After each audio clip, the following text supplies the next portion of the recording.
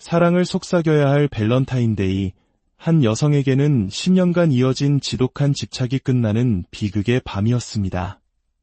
오늘 우리는 할리우드에서 존경받던 유능한 심리 치료사이자 많은 이들에게 긍정적인 영향력을 주었던 한 여성, 에이미 하윅의 마지막 순간을 따라가 보려 합니다. 그녀는 관계 속에서 고통받는 이들을 돕던 전문가였지만 아이러니컬하게도 자신은 가장 끔찍한 형태의 집착과 폭력의 희생자가 되었습니다. 이러한 비극이 반복되지 않기를 바라는 마음으로 오늘 이야기를 시작합니다. 저희 채널의 구독과 좋아요는 스토킹과 데이트 폭력 같은 중요한 사회 문제에 대한 경각심을 높이는 콘텐츠를 만드는데 정말 큰 힘이 됩니다. 여러분의 작은 관심이 더 안전한 사회를 만드는 데 기여할 수 있습니다. 그럼 이제 2020년 2월 14일 로스앤젤레스의 그 끔찍했던 밤으로 돌아가 보겠습니다. 2020년 2월 14일 밸런타인데이 밤 10시가 막 지난 시각이었습니다. 로스앤젤레스 마운트 스트리트에 사는 20대 청년 마이클 허먼은 자신의 집 1층 침실에서 잠을 청하고 있었습니다. 특별한 약속이 없던 그는 다음 날을 위해 일찍 잠자리에 들었죠. 밤 9시쯤 침대에 누워 평소처럼 잠에 빠져들던 그 순간 고요를 깨는 날카로운 파열음이 그의 의식을 순식간에 현실로 끌어당겼습니다. 마치 위층에서 접시가 산산조각 나는 듯한 소리였습니다. 심장이 철렁 내려앉았지만 그는 곧 자신에게 집주인이자 룸메이트인 에이미 하윅이 있다는 사실을 떠올렸습니다. 에이미는 그날 저녁 외출할 계획이었지만 아마 일찍 돌아와 실수로 무언가를 떨어뜨렸을 거라고 그는 대수롭지 않게 생각하려 애썼습니다. 그렇게 마이클은 다시 스르르 잠에 빠져들었습니다. 그로부터 약 3시간 후 그의 잠은 다시 한번 산산조각 났습니다. 이번에는 훨씬 더 끔찍한 소리였습니다. 2층에서 들려오는 절박하고 공포에 질린 비명, 그리고 무언가 육중한 것들이 바닥에 부딪히는 둔탁한 소리가 뒤섞여 울려 퍼졌습니다. 심장이 미친 듯이 뛰기 시작했습니다. 어둠 속에서 더듬거리며 핸드폰을 찾았지만 손에 잡히는 것은 아무것도 없었습니다. 공포가 온몸을 휘감았습니다. 돕고 싶었지만 발이 바닥에 붙어 떨어지지 않았습니다. 계단을 올라가 위층에서 벌어지는 정체 모를 끔찍한 상황과 마주할 용기가 나지 않았습니다. 그는 자신이 할 수 있는 유일한 일을 했습니다. 계단을 향해 고함을 지른 것입니다. 침입자를 위협해 쫓아내려는 필사적인 시도였습니다. 하지만 그의 목소리는 아무런 변화도 만들지 못했습니다. 위층의 공포는 계속되었습니다. 마침내 그는 결심했습니다.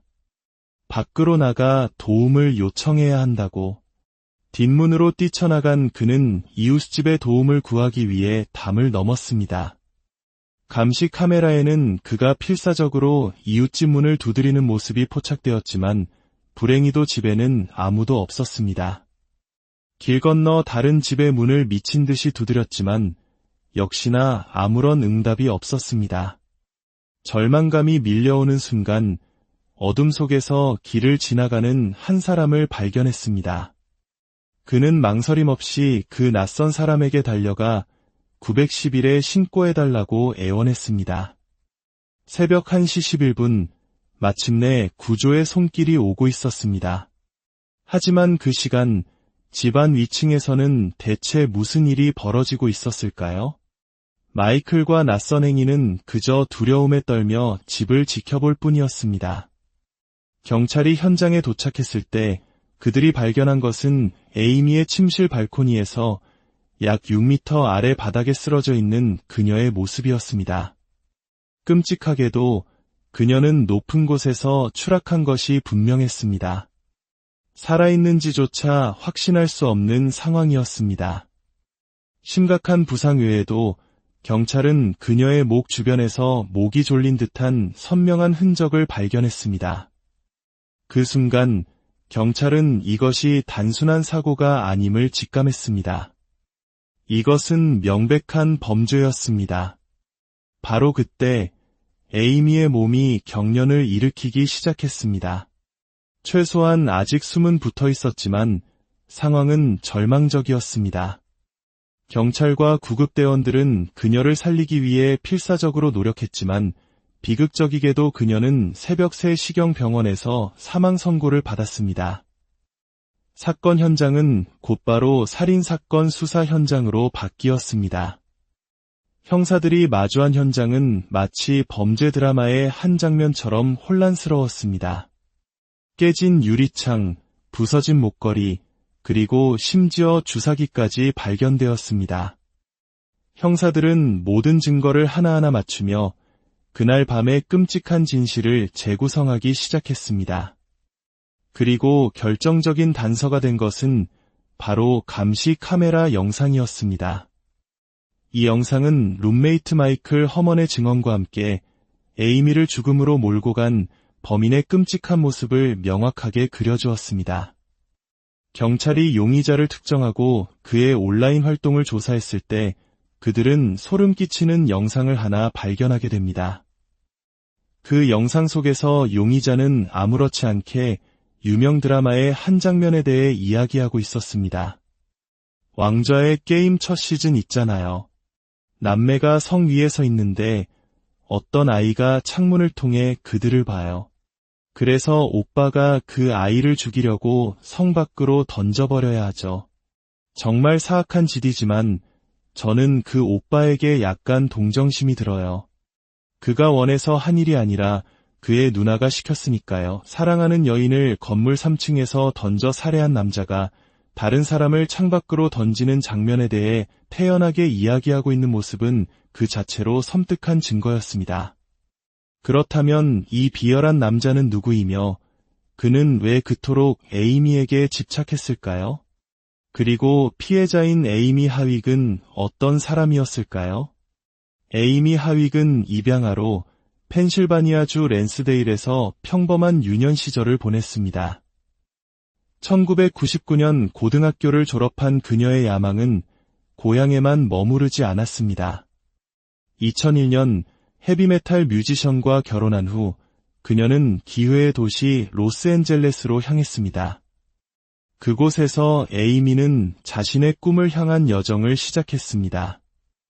그녀는 에이미 니콜이라는 이름으로 퍼스널 트레이너로 일하며 운동 DVD를 제작하기도 했습니다. 학비를 벌기 위해 바텐더, 고고댄서, 모델 등 다양한 일을 마다하지 않았고 심지어 플레이보이 모델로 활동하기도 했습니다. 그녀는 지성과 예술성을 넘나들며 다양한 경력을 쌓아갔지만 이 모든 것은 그녀의 진정한 열정을 위한 발판에 불과했습니다. 에이미의 진짜 열정은 인간의 마음을 이해하는 것이었습니다. 그녀는 페퍼다인 대학교에서 임상심리학 석사학위를, 이후 인간성연구소에서 박사학위를 취득했습니다. 이후 몇 년간 에이미는 결혼 및 가족 문제, 특히 성상담 분야에서 매우 존경받는 치료사로 명성을 쌓았습니다.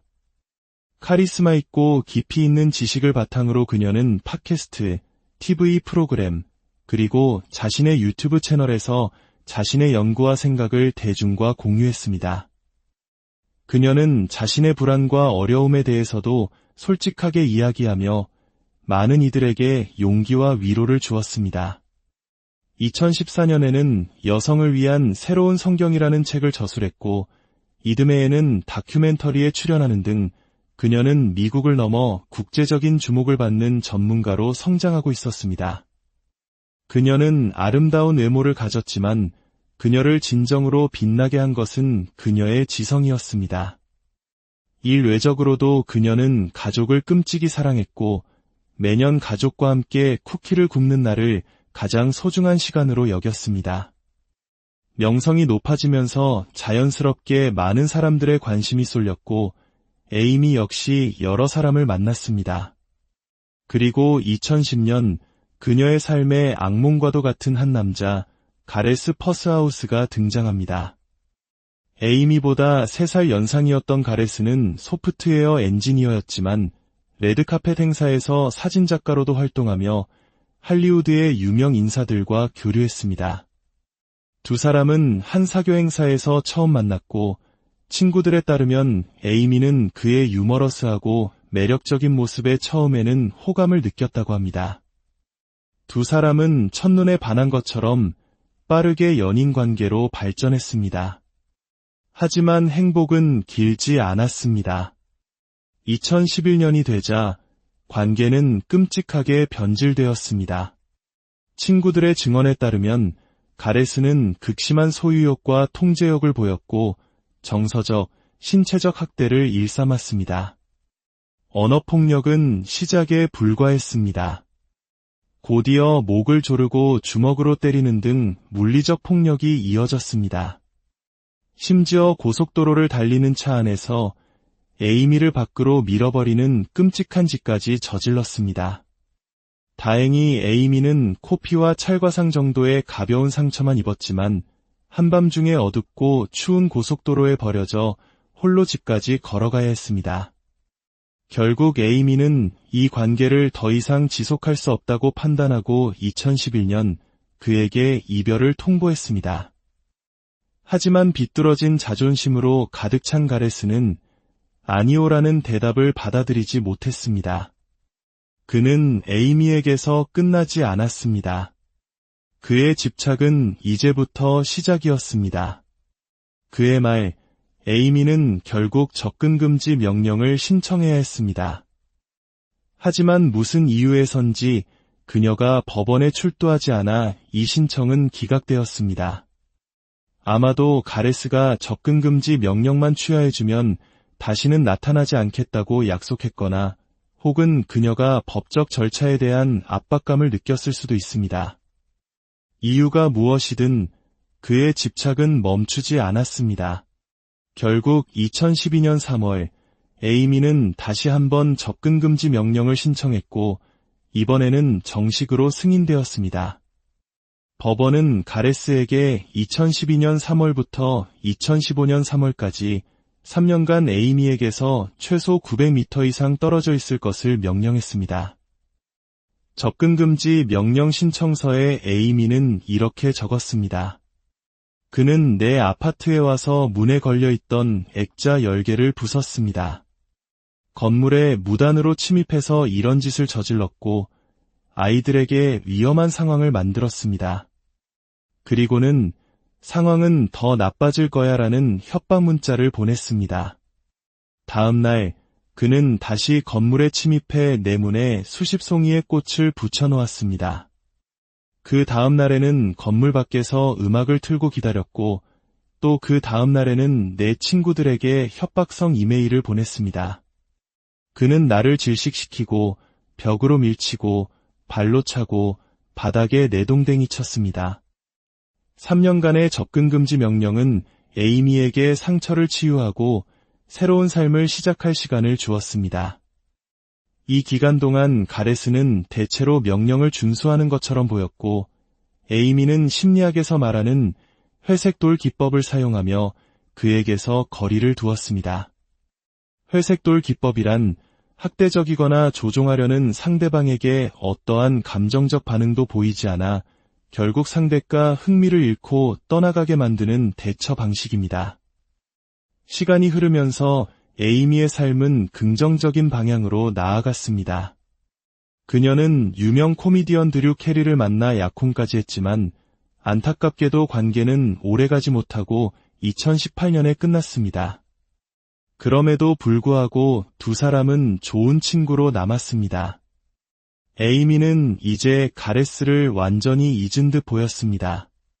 그와 헤어진 지 거의 10년이 지났고 2015년에 접근금지 명령이 만료된 이후에도 몇 년간 아무런 연락이 없었기 때문입니다.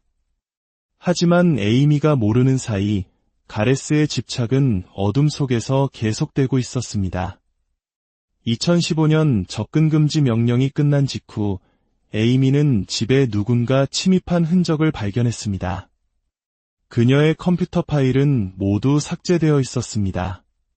훗날 가레스는 자신이 그녀의 소셜미디어와 이메일을 해킹하고 심지어 그녀의 컴퓨터에 스파이웨어를 설치해 일거수일투족을 감시했다고 자백했습니다. 그의 집착은 단 한순간도 멈춘 적이 없었던 것입니다. 그리고 2020년 1월 비극이 일어나기 불과 한 달 전 두 사람은 한 시상식에서 우연히 마주치게 됩니다. 8년 만의 재회였습니다.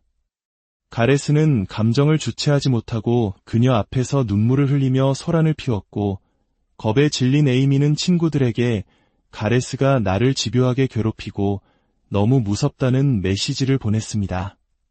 그녀는 보안 시스템을 강화하고 만일의 사태에 대비해 페퍼 스프레이를 구입했습니다. 친구들은 그녀에게 영구적인 접근금지 명령을 신청하라고 조언했지만 에이미는 이미 만료된 접근금지 명령 때문에 그를 더 자극할까봐 두려워했습니다.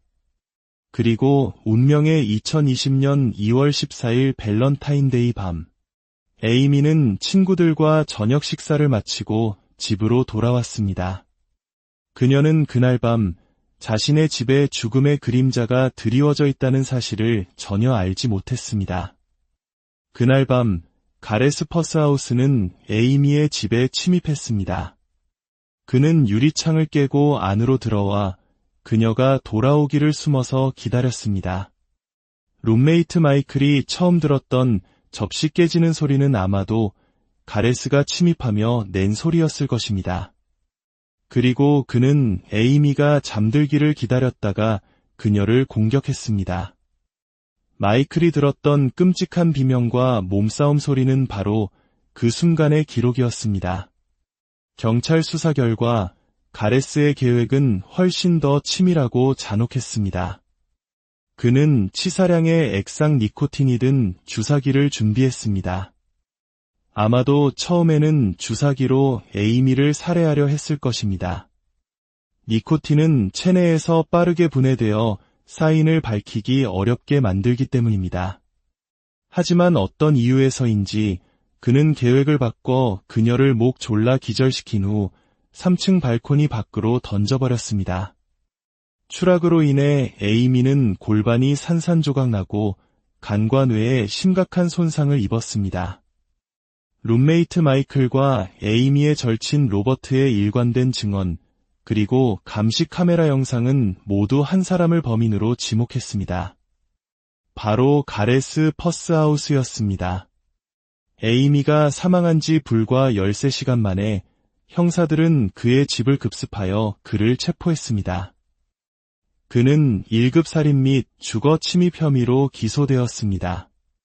특히 숨어서 기다린 정황이 인정되어 그의 범행이 우발적인 것이 아니라 계획된 것임이 분명해졌습니다.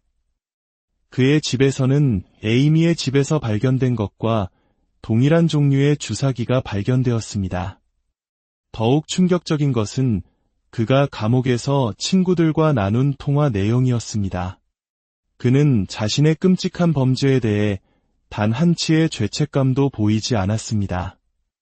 오히려 이제 복근이 다시 생겼어. 감옥에 오면 몸이 좋아진다니까. 내 물건들을 살인범의 물건으로 팔면 돈을 더 받을 수 있을 거야. 내 차도 그렇게 팔아봐 와 같은 소름 끼치는 말을 태연하게 내뱉었습니다. 그의 자기애와 무감각은 인간의 상상을 초월하는 수준이었습니다. 재판에서 가레스의 변호인 측은 그가 에이미를 죽이지 않았으며 그녀가 발코니에서 실족사한 비극적인 사고일 뿐이라고 주장했습니다. 하지만 검찰이 제시한 증거는 명백했습니다.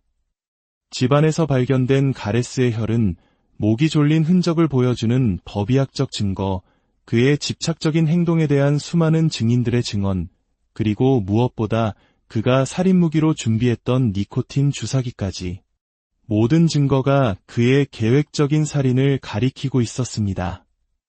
2023년 9월 29일, 배심원단은 오랜 숙고 끝에 가레스 퍼스하우스에게 1급 살인 및 주거 침입 혐의에 대해 유죄 판결을 내렸습니다.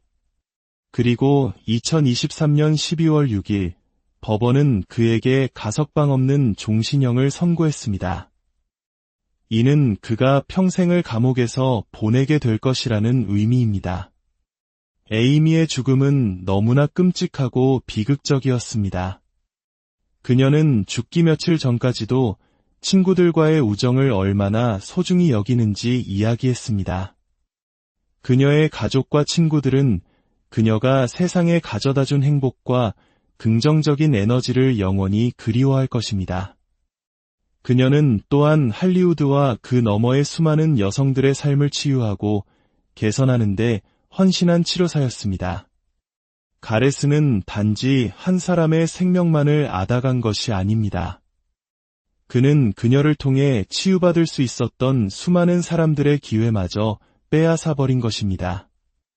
이 사건은 한 사람의 뒤틀린 집착이 얼마나 끔찍한 비극을 낳을 수 있는지, 그리고 접근금지 명령과 같은 법적 장치가 때로는 얼마나 무력할 수 있는지를 보여줍니다. 최근 한국에서도 스토킹과 데이트 폭력 범죄가 심각한 사회 문제로 대두되고 있습니다. 이 사건은 우리에게 질문을 던집니다. 과연 한 사람의 인생을 파멸시키는 집착과 스토킹을 우리는 얼마나 심각하게 받아들이고 있는가? 그리고 우리 사회는 피해자들을 보호하기 위해 충분한 노력을 하고 있는가? 에이미 하윅의 명복을 빕니다. 그녀가 세상에 남긴 긍정적인 영향력과 용기는 그녀를 기억하는 모든 이들의 마음속에 영원히 살아있을 것입니다. 오늘 이야기가 여러분의 마음에 깊은 울림을 주었기를 바랍니다. 저희는 앞으로도 우리 사회에 꼭 필요한 의미 있는 이야기로 찾아뵙겠습니다. 사랑을 속삭여야 할 밸런타인데이. 한 여성에게는 10년간 이어진 지독한 집착이 끝나는 비극의 밤이었습니다. 오늘 우리는 할리우드에서 존경받던 유능한 심리 치료사이자 많은 이들에게 긍정적인 영향력을 주었던 한 여성, 에이미 하윅의 마지막 순간을 따라가 보려 합니다. 그녀는 관계 속에서 고통받는 이들을 돕던 전문가였지만 아이러니컬하게도 자신은 가장 끔찍한 형태의 집착과 폭력의 희생자가 되었습니다. 이러한 비극이 반복되지 않기를 바라는 마음으로 오늘 이야기를 시작합니다. 저희 채널의 구독과 좋아요는 스토킹과 데이트 폭력 같은 중요한 사회 문제에 대한 경각심을 높이는 콘텐츠를 만드는데 정말 큰 힘이 됩니다. 여러분의 작은 관심이 더 안전한 사회를 만드는 데 기여할 수 있습니다. 그럼 이제 2020년 2월 14일 로스앤젤레스의 그 끔찍했던 밤으로 돌아가 보겠습니다. 2020년 2월 14일 밸런타인데이 밤 10시가 막 지난 시각이었습니다. 로스앤젤레스 마운트 스트리트에 사는 20대 청년 마이클 허먼은 자신의 집 1층 침실에서 잠을 청하고 있었습니다. 특별한 약속이 없던 그는 다음 날을 위해 일찍 잠자리에 들었죠. 밤 9시쯤 침대에 누워 평소처럼 잠에 빠져들던 그 순간 고요를 깨는 날카로운 파열음이 그의 의식을 순식간에 현실로 끌어당겼습니다. 마치 위층에서 접시가 산산조각 나는 듯한 소리였습니다. 심장이 철렁 내려앉았지만 그는 곧 자신에게 집주인이자 룸메이트인 에이미 하윅이 있다는 사실을 떠올렸습니다. 에이미는 그날 저녁 외출할 계획이었지만 아마 일찍 돌아와 실수로 무언가를 떨어뜨렸을 거라고 그는 대수롭지 않게 생각하려 애썼습니다. 그렇게 마이클은 다시 스르르 잠에 빠져들었습니다. 그로부터 약 3시간 후 그의 잠은 다시 한번 산산조각 났습니다. 이번에는 훨씬 더 끔찍한 소리였습니다.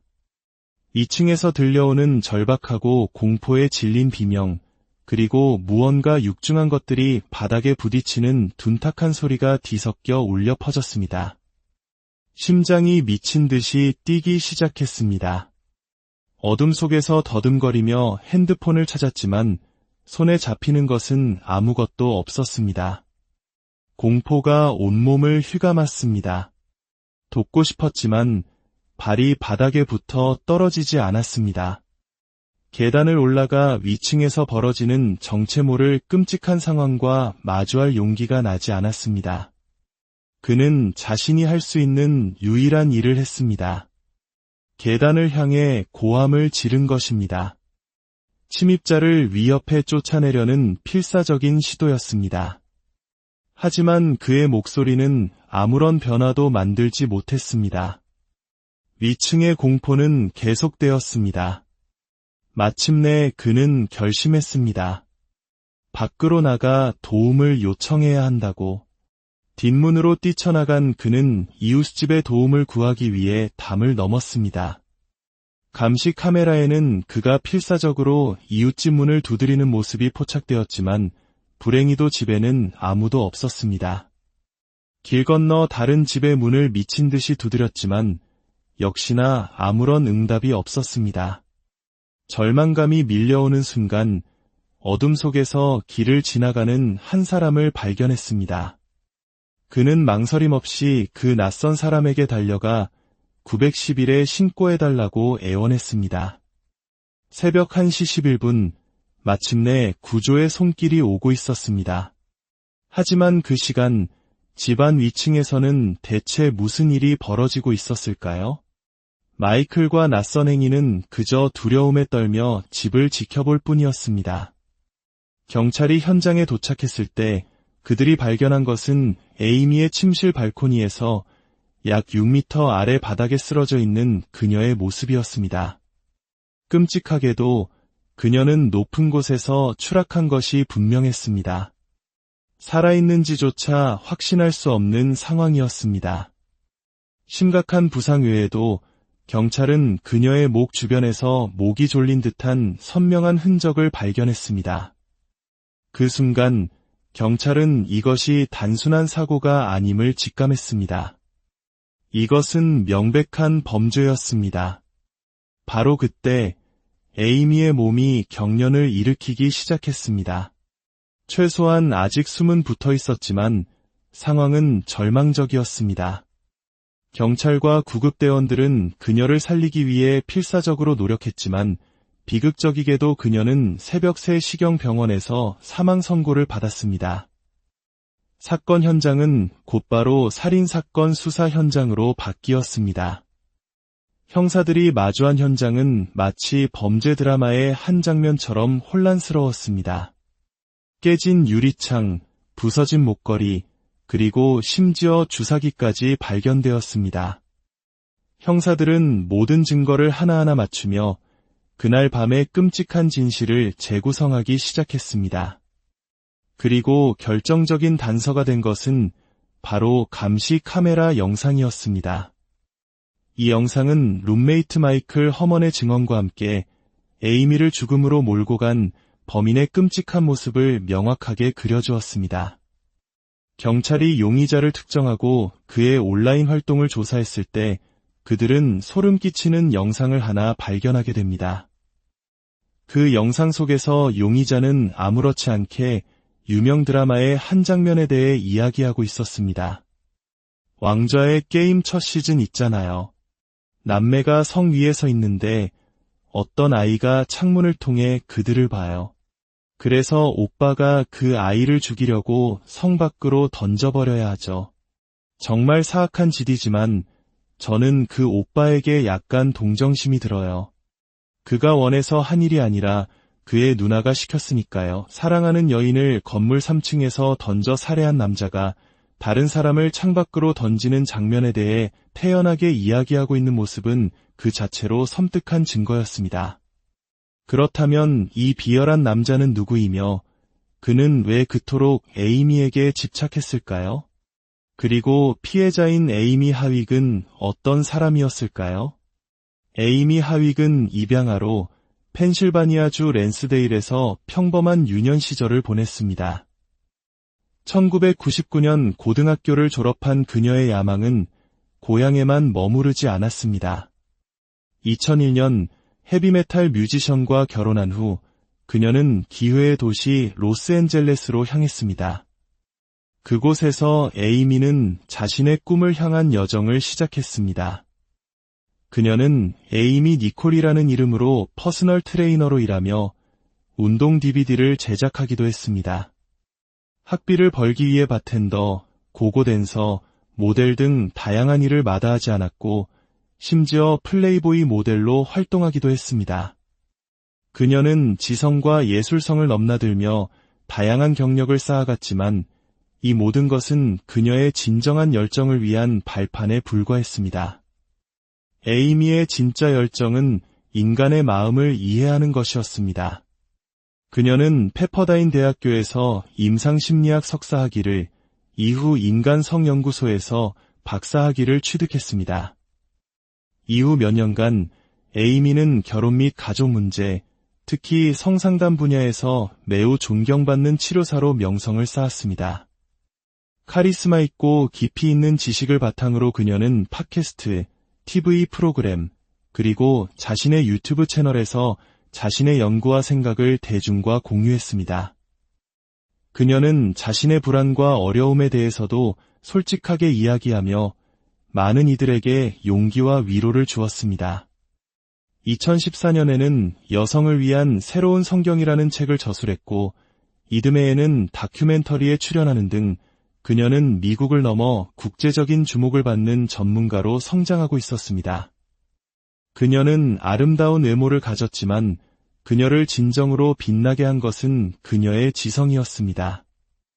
일외적으로도 그녀는 가족을 끔찍이 사랑했고 매년 가족과 함께 쿠키를 굽는 날을 가장 소중한 시간으로 여겼습니다. 명성이 높아지면서 자연스럽게 많은 사람들의 관심이 쏠렸고 에이미 역시 여러 사람을 만났습니다. 그리고 2010년 그녀의 삶에 악몽과도 같은 한 남자, 가레스 퍼스하우스가 등장합니다.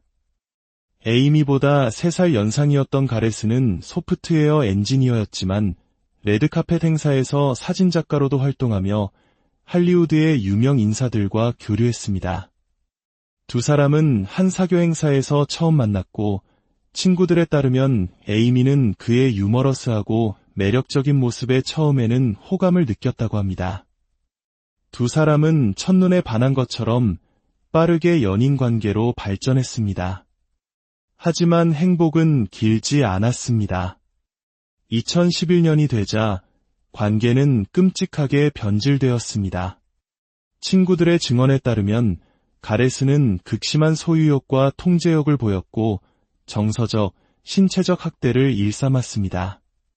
언어폭력은 시작에 불과했습니다. 곧이어 목을 조르고 주먹으로 때리는 등 물리적 폭력이 이어졌습니다.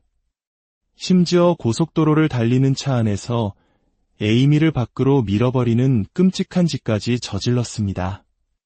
다행히 에이미는 코피와 찰과상 정도의 가벼운 상처만 입었지만 한밤중에 어둡고 추운 고속도로에 버려져 홀로 집까지 걸어가야 했습니다.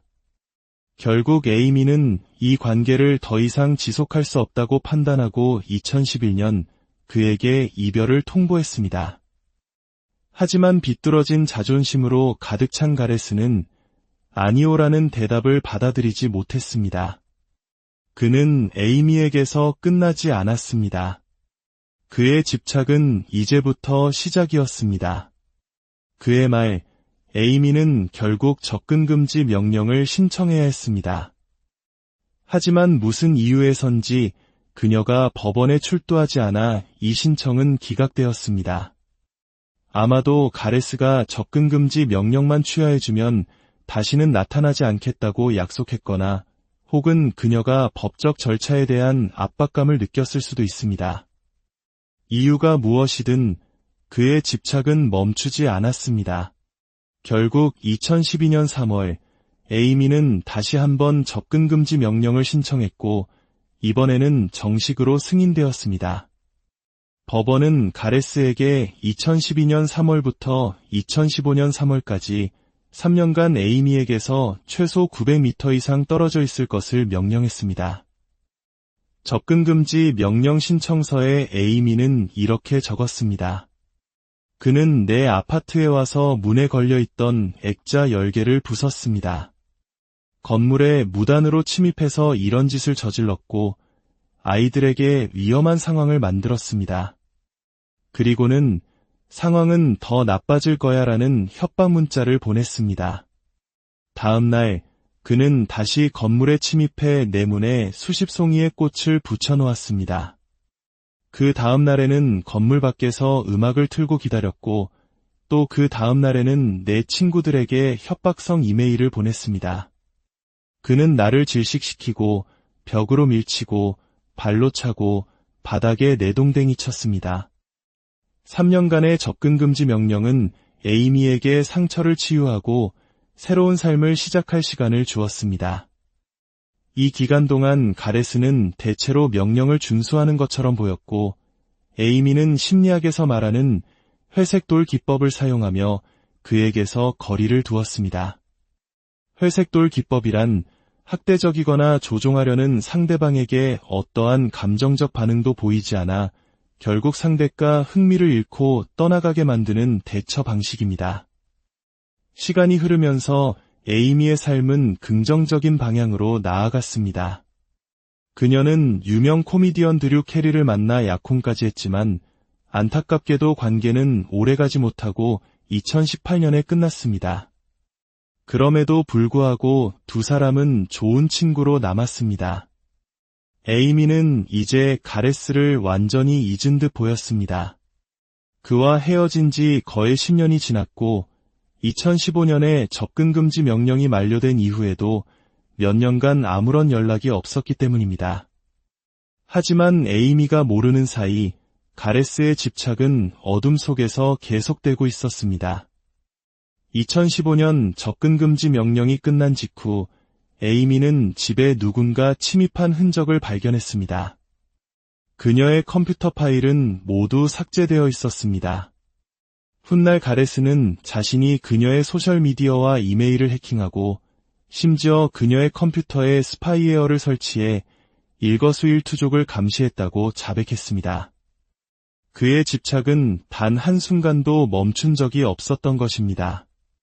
그리고 2020년 1월 비극이 일어나기 불과 한 달 전 두 사람은 한 시상식에서 우연히 마주치게 됩니다. 8년 만의 재회였습니다. 가레스는 감정을 주체하지 못하고 그녀 앞에서 눈물을 흘리며 소란을 피웠고 겁에 질린 에이미는 친구들에게 가레스가 나를 집요하게 괴롭히고 너무 무섭다는 메시지를 보냈습니다. 그녀는 보안 시스템을 강화하고 만일의 사태에 대비해 페퍼 스프레이를 구입했습니다. 친구들은 그녀에게 영구적인 접근금지 명령을 신청하라고 조언했지만 에이미는 이미 만료된 접근금지 명령 때문에 그를 더 자극할까봐 두려워했습니다. 그리고 운명의 2020년 2월 14일 밸런타인데이 밤, 에이미는 친구들과 저녁 식사를 마치고 집으로 돌아왔습니다. 그녀는 그날 밤 자신의 집에 죽음의 그림자가 드리워져 있다는 사실을 전혀 알지 못했습니다. 그날 밤 가레스 퍼스하우스는 에이미의 집에 침입했습니다.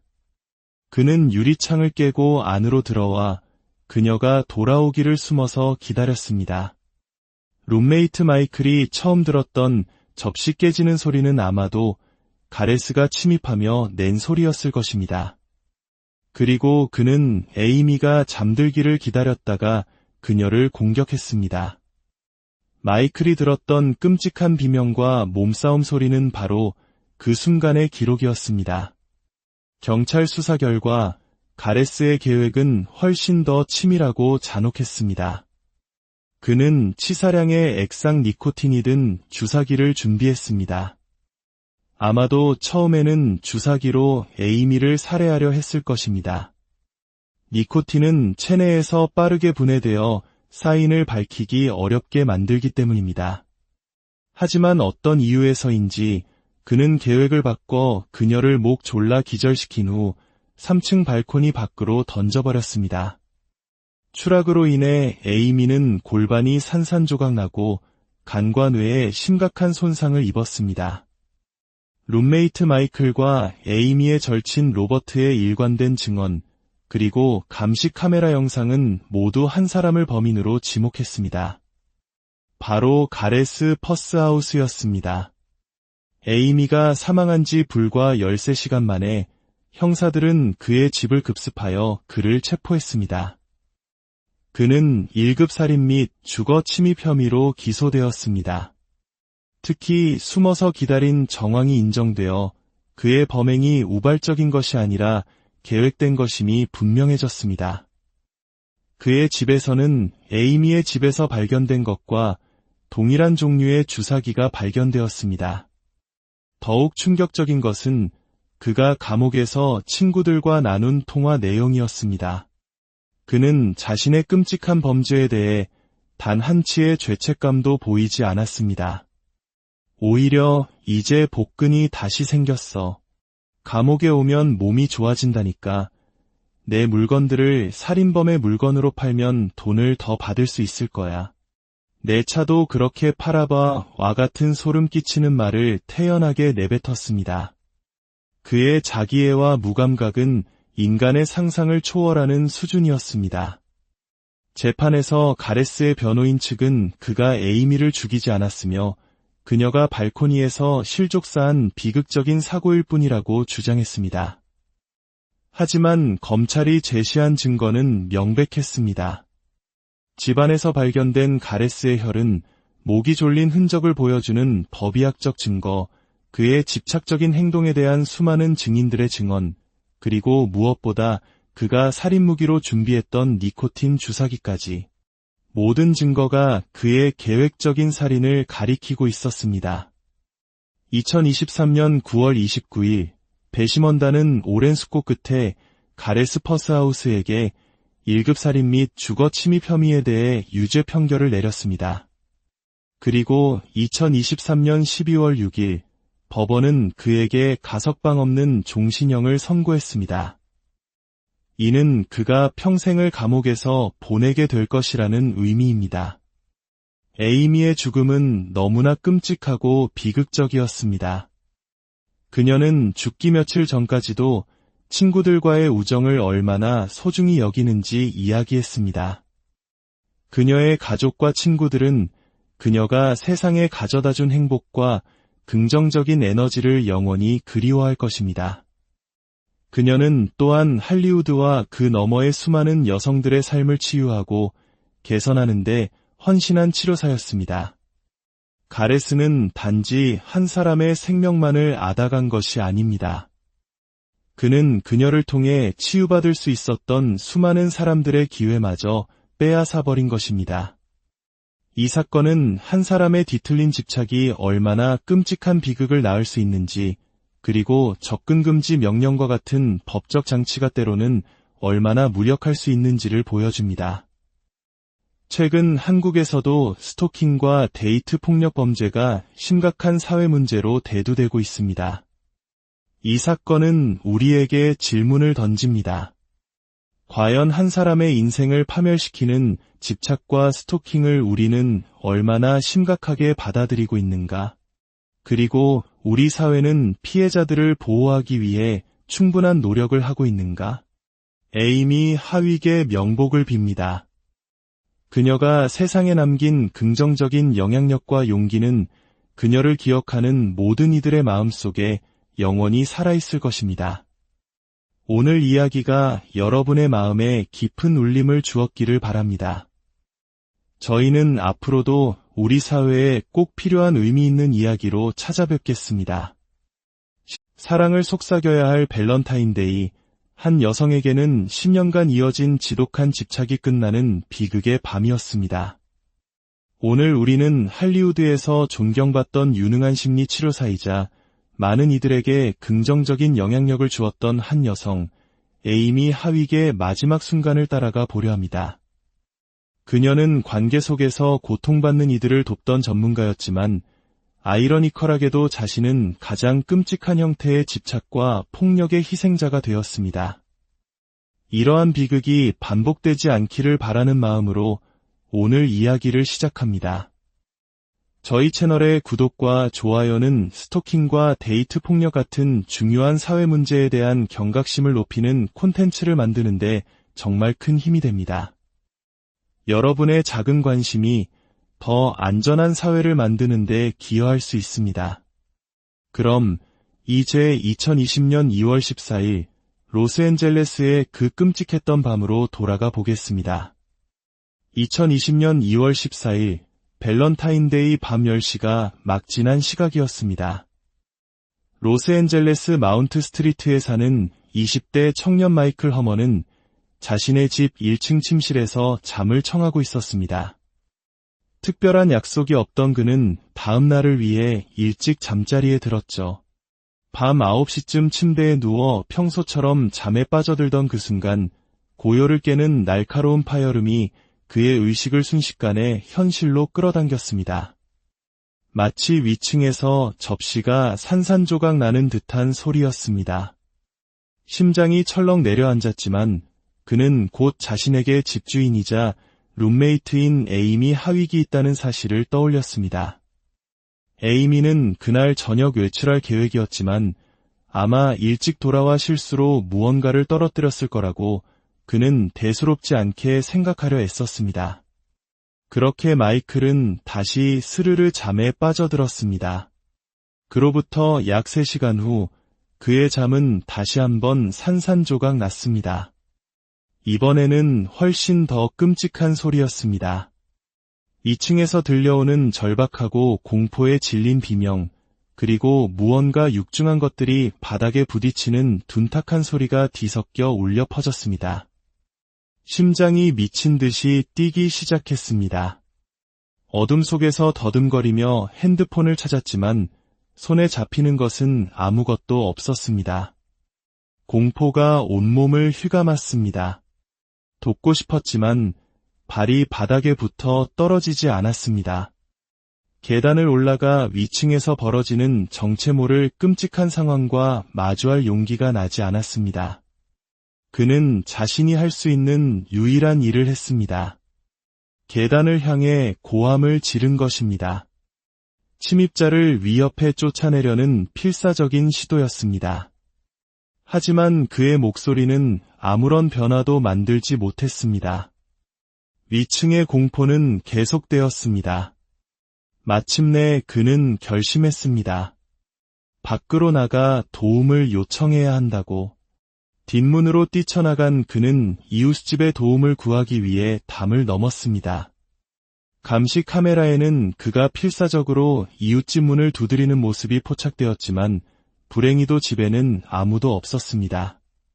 길 건너 다른 집의 문을 미친 듯이 두드렸지만 역시나 아무런 응답이 없었습니다. 절망감이 밀려오는 순간 어둠 속에서 길을 지나가는 한 사람을 발견했습니다. 그는 망설임 없이 그 낯선 사람에게 달려가 911에 신고해달라고 애원했습니다.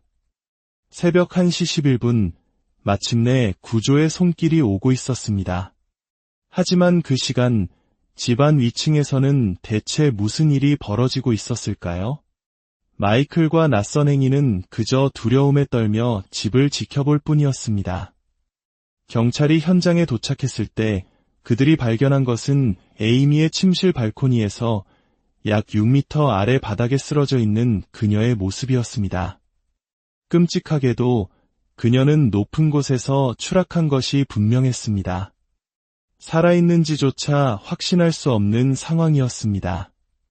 심각한 부상 외에도 경찰은 그녀의 목 주변에서 목이 졸린 듯한 선명한 흔적을 발견했습니다.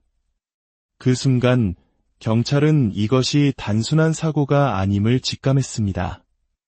이것은 명백한 범죄였습니다. 바로 그때 에이미의 몸이 경련을 일으키기 시작했습니다. 최소한 아직 숨은 붙어 있었지만 상황은 절망적이었습니다. 경찰과 구급대원들은 그녀를 살리기 위해 필사적으로 노력했지만 비극적이게도 그녀는 새벽 3시경 병원에서 사망 선고를 받았습니다. 사건 현장은 곧바로 살인사건 수사 현장으로 바뀌었습니다. 형사들이 마주한 현장은 마치 범죄 드라마의 한 장면처럼 혼란스러웠습니다. 깨진 유리창, 부서진 목걸이, 그리고 심지어 주사기까지 발견되었습니다. 형사들은 모든 증거를 하나하나 맞추며 그날 밤의 끔찍한 진실을 재구성하기 시작했습니다.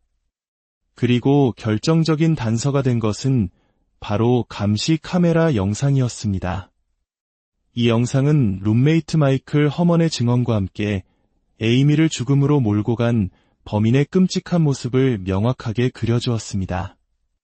경찰이 용의자를 특정하고 그의 온라인 활동을 조사했을 때 그들은 소름 끼치는 영상을 하나 발견하게 됩니다.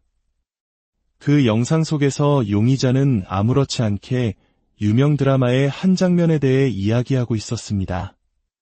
왕좌의 게임 첫 시즌 있잖아요. 남매가 성 위에 서 있는데 어떤 아이가 창문을 통해 그들을 봐요. 그래서 오빠가 그 아이를 죽이려고 성 밖으로 던져버려야 하죠. 정말 사악한 짓이지만 저는 그 오빠에게 약간 동정심이 들어요. 그가 원해서 한 일이 아니라 그의 누나가 시켰으니까요. 사랑하는 여인을 건물 3층에서 던져 살해한 남자가 다른 사람을 창밖으로 던지는 장면에 대해 태연하게 이야기하고 있는 모습은 그 자체로 섬뜩한 증거였습니다. 그렇다면 이 비열한 남자는 누구이며 그는 왜 그토록 에이미에게 집착했을까요? 그리고 피해자인 에이미 하윅은 어떤 사람이었을까요? 에이미 하윅은 입양아로 펜실바니아주 랜스데일에서 평범한 유년 시절을 보냈습니다. 1999년 고등학교를 졸업한 그녀의 야망은 고향에만 머무르지 않았습니다. 2001년 헤비메탈 뮤지션과 결혼한 후 그녀는 기회의 도시 로스앤젤레스로 향했습니다. 그곳에서 에이미는 자신의 꿈을 향한 여정을 시작했습니다. 그녀는 에이미 니콜이라는 이름으로 퍼스널 트레이너로 일하며 운동 DVD를 제작하기도 했습니다. 학비를 벌기 위해 바텐더, 고고댄서, 모델 등 다양한 일을 마다하지 않았고 심지어 플레이보이 모델로 활동하기도 했습니다. 그녀는 지성과 예술성을 넘나들며 다양한 경력을 쌓아갔지만 이 모든 것은 그녀의 진정한 열정을 위한 발판에 불과했습니다. 에이미의 진짜 열정은 인간의 마음을 이해하는 것이었습니다.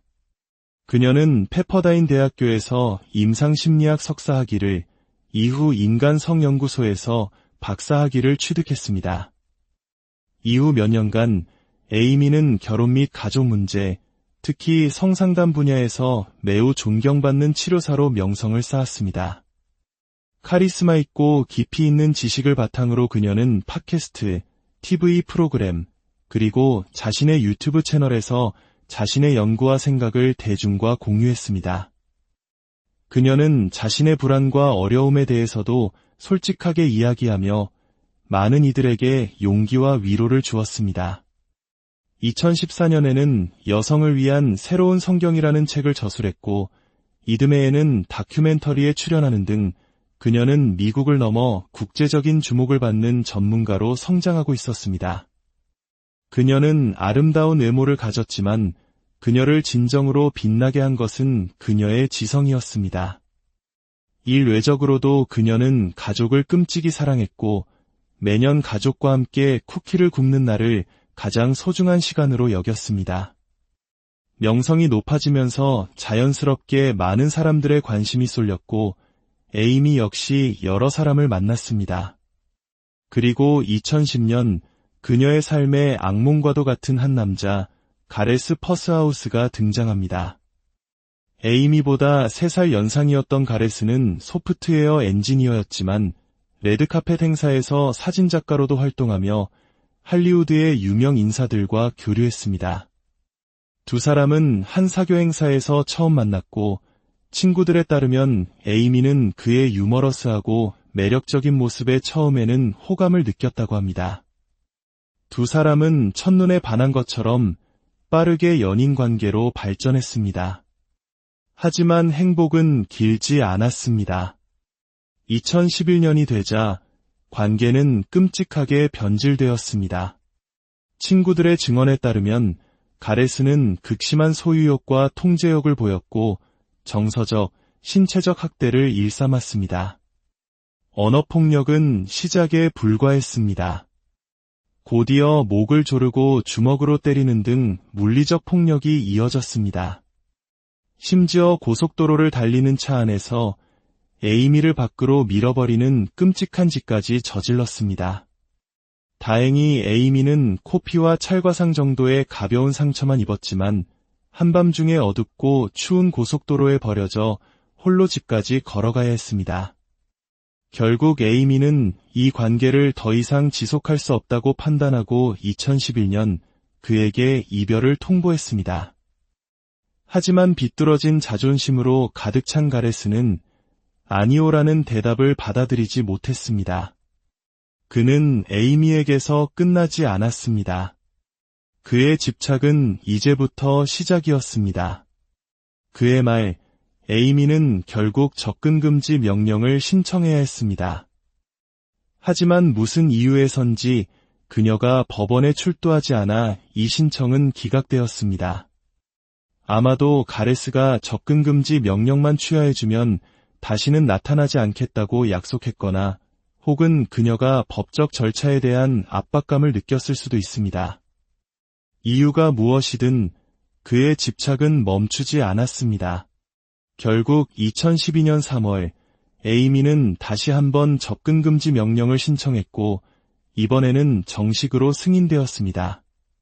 법원은 가레스에게 2012년 3월부터 2015년 3월까지 3년간 에이미에게서 최소 900m 이상 떨어져 있을 것을 명령했습니다.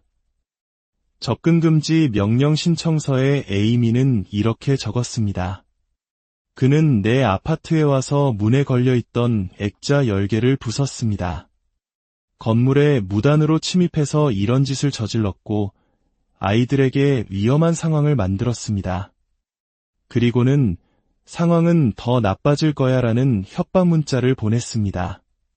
다음 날 그는 다시 건물에 침입해 내 문에 수십 송이의 꽃을 붙여놓았습니다. 그 다음 날에는 건물 밖에서 음악을 틀고 기다렸고 또 그 다음 날에는 내 친구들에게 협박성 이메일을 보냈습니다. 그는 나를 질식시키고 벽으로 밀치고 발로 차고 바닥에 내동댕이 쳤습니다. 3년간의 접근금지 명령은 에이미에게 상처를 치유하고 새로운 삶을 시작할 시간을 주었습니다. 이 기간 동안 가레스는 대체로 명령을 준수하는 것처럼 보였고 에이미는 심리학에서 말하는 회색돌 기법을 사용하며 그에게서 거리를 두었습니다. 회색돌 기법이란 학대적이거나 조종하려는 상대방에게 어떠한 감정적 반응도 보이지 않아 결국 상대가 흥미를 잃고 떠나가게 만드는 대처 방식입니다. 시간이 흐르면서 에이미의 삶은 긍정적인 방향으로 나아갔습니다. 그녀는 유명 코미디언 드류 캐리를 만나 약혼까지 했지만 안타깝게도 관계는 오래가지 못하고 2018년에 끝났습니다.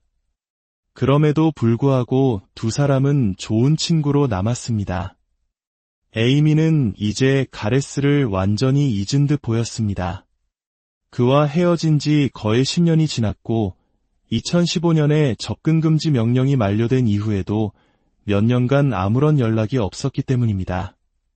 하지만 에이미가 모르는 사이 가레스의 집착은 어둠 속에서 계속되고 있었습니다. 2015년 접근금지 명령이 끝난 직후 에이미는 집에 누군가 침입한 흔적을 발견했습니다. 그녀의 컴퓨터 파일은 모두 삭제되어 있었습니다. 훗날 가레스는 자신이 그녀의 소셜미디어와 이메일을 해킹하고 심지어 그녀의 컴퓨터에 스파이웨어를 설치해 일거수일투족을 감시했다고 자백했습니다. 그의 집착은 단 한순간도 멈춘 적이 없었던 것입니다. 그리고 2020년 1월 비극이 일어나기 불과 한 달 전 두 사람은 한 시상식에서 우연히 마주치게 됩니다. 8년 만에 재회였습니다. 가레스는 감정을 주체하지 못하고 그녀 앞에서 눈물을 흘리며 소란을 피웠고 겁에 질린 에이미는 친구들에게 가레스가 나를 집요하게 괴롭히고 너무 무섭다는 메시지를 보냈습니다. 그녀는 보안 시스템을 강화하고 만일의 사태에 대비해 페퍼 스프레이를 구입했습니다. 친구들은 그녀에게 영구적인 접근금지 명령을 신청하라고 조언했지만 에이미는 이미 만료된 접근금지 명령 때문에 그를 더 자극할까봐 두려워했습니다. 그리고 운명의 2020년 2월 14일 밸런타인데이 밤. 에이미는 친구들과 저녁 식사를 마치고 집으로 돌아왔습니다. 그녀는 그날 밤 자신의 집에 죽음의